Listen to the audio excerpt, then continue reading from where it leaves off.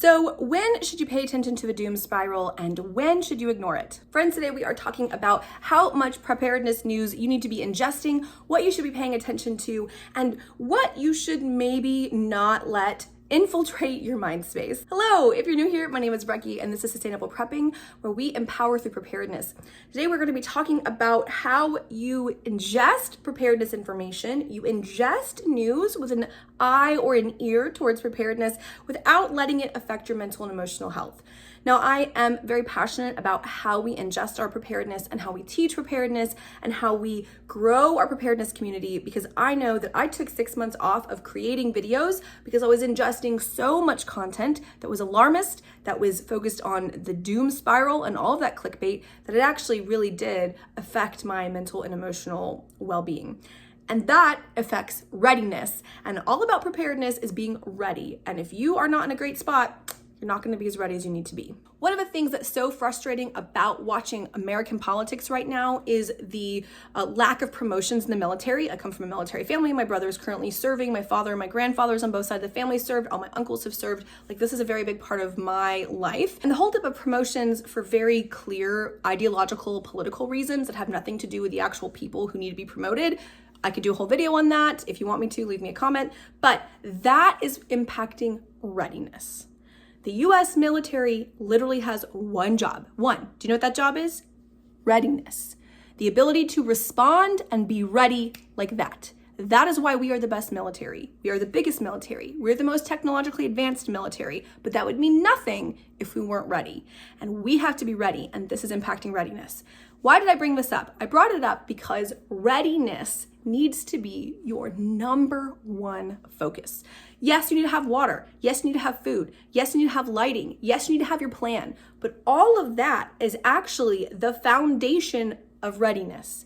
Now, I have some videos on how to get started if you're brand new. So if you're a little overwhelmed, don't worry. I'm going to put a link up in the above playlist of the stuff for beginners. The point really is that readiness is in part the stuff. It is having a minimum of that 7 days of water, 7 days of food, 7 days worth of lighting, 7 days of sanitation, right?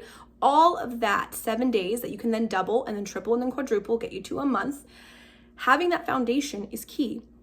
But if you have it and then you panic and you don't use it effectively, then your gear is not serving you very effectively. So how can you make sure that you are practicing readiness in a way that's sustainable? That might mean that you have to limit how much prepper news you take in. Maybe you only let yourself listen once a day. Maybe you only have a couple trusted news sources that you know are going to give you an even-handed view of events and highlight only the things that are going to be most important to your localized region. If you're in the United States or North America, my recommendation is Chris from City Prepping. Again, I'm not affiliated with him. I don't know him, but I have just found him to be the most reliable and even-handed connoisseur and presenter of facts and figures. You could also follow Bo of the Fifth Column, but he puts out a ton of content, so it might be overwhelming for you. I would also recommend that you find a news source from outside of the country that you live in. So my husband lived in Germany. He reads the German news. I read BBC. We also read Reuters and the Associated Press to try to get a more global picture so we understand from an outside US perspective of what's really affecting the world. The Suez Canal is having problems. Ships are having a hard time getting in. And so this could in fact impact things like how much food is coming in, how many little parts are coming in, how many micro parts are coming in, how much oil is able to get through. That's a huge issue. And it doesn't have anything to do with political infighting. It doesn't have anything to do with the war. It has to do with the canal not being able to get ships through, right? So these are the things that you can pay attention to. Should I be alarmed by that? I mean, I could go panic buy, or I can look at my fridge and freezer. I can look at my stores and say, what are the most essential things I need? What are the things that are having a hard time getting through? Do some of that detective work, do your due diligence, make a plan, be ready. Then it's not something I need to worry about. If the Suez Canal gets to a point where things can't come through, that will be problematic eventually, but I don't have to worry about it now. I can take that off my plate. Some other keys to readiness is to really have a plan that you feel confident in. Do you have a fire evacuation plan? Do you have that 7 days of preparedness in place? If you don't have those things, it's going to be a lot harder to have that confidence. Once you have those things secured, then you can relax into the confidence of knowing I'm solid for a minimum of a week. Then I'm solid for a minimum of 2 weeks. And then, double that, I'm solid for a minimum of a month. And you build. The point is not to rush out and spend money you don't have, or money you do have that you might need to go somewhere else, right? The point is not to rush out and buy everything right away. The point is to methodically build what you need and to have a plan for it. For example, I really don't think you need to be investing in a gas mask if you don't have a month's worth of food storage and at least a week to 2 weeks worth of water plus filtration. That is not a useful use of funds, because what's most likely to happen? Something that screws up the water supply, not a chemical or biological event that would require you to have a mask. Similarly, I don't think it's useful for you to fret about nuclear warfare and to follow every blog that's going to talk about potential nuclear strikes if you haven't already planned ahead for shipping delays, for interruptions to our grocery delivery system, for interruptions to our medical supply system. If you haven't gotten those base preps, everything else is a worry that's actually not going to be important because you won't have the bases anyway. This might sound a little bit pessimistic, but I actually think it's incredibly hopeful. There's just things that are not worth you worrying about. You cannot change them. You cannot deal with them yet. Focus on what you can deal with. That's how I do things anyway. There is a squirrel right outside my window, and he's just sitting there like eating a nut, and he's been glancing up at the window looking at me like, how you doing? The point of this whole video is that I want you to remember that your mental readiness is going to be as important as any gear that you store, okay? Mental readiness means you're going to be able to evaluate the information you're taking in and be able to make decisions with it. Mental readiness means that you're going to be able to have a plan and execute on it efficiently and effectively. If you are panicking, you're not going to be able to do those things. If you're panicking, you're more likely to be manipulated. And if you're panicking, you're not likely to be able to take in the volume of information to make the best decisions. So guard your mental readiness. If that means not watching tons of prepping videos, that's okay. This is why I exist, because I want to make sure you have a space. If your mental well-being says, I can't watch some of the more hardcore prepping videos, you can watch these.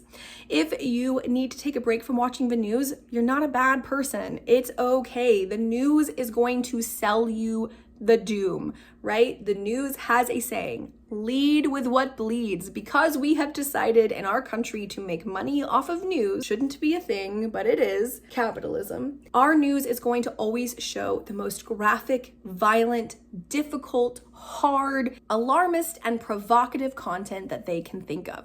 This is how they are going to get the maximum amount of ad revenue from every commercial that interrupts their programming. So remember, everybody is selling you something. Everybody, even your news organizations, have an agenda. And I'm not just talking about CNN and Fox News and MSNBC. Everybody has an agenda. Everybody's being financed by some kind of advertising dollars, some kind of capitalistic dollars. So do your due diligence. Remember, what is the agenda behind the person who is telling you something? What's my agenda, right?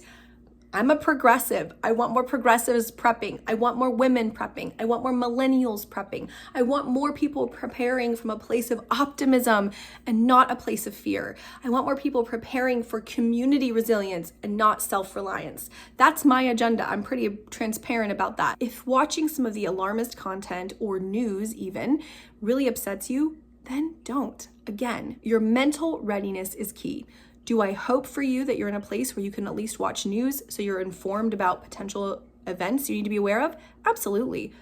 But I really want you to be in a mentally well place so that you can be making the best decisions when a crisis happens. A crisis can happen overnight and might not be able to be on the news. The news may not be able to capture your local area crisis. A train derailment could totally decimate your town.